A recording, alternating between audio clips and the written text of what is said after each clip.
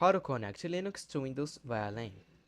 Hey everyone, welcome back to the channel. In today's video, you will learn how to connect a Linux computer to a Windows PC over your local network, either using Wi-Fi or a LAN cable.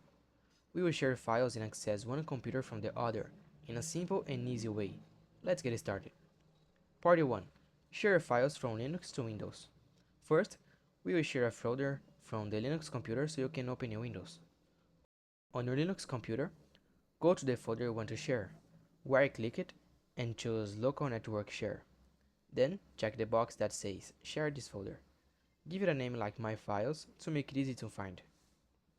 If you see a message saying extra software is needed, just follow the instructions and install it. It only takes a minute.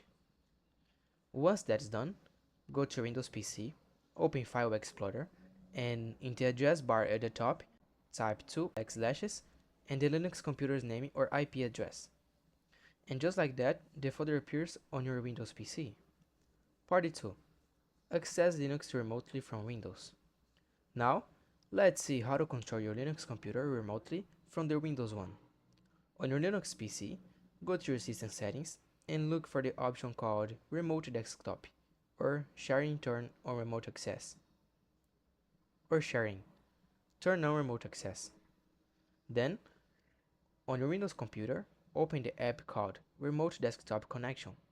Type the name or IP of the Linux computer and click Connect.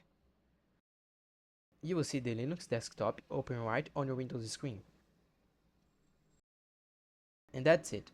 Now you know how to connect Linux to Windows over your home or office network, to share files, and even control the other computer. If you found this tutorial helpful, please don't forget to like the video and subscribe to the channel for more tips like this. Thanks for watching, and see you in the next time.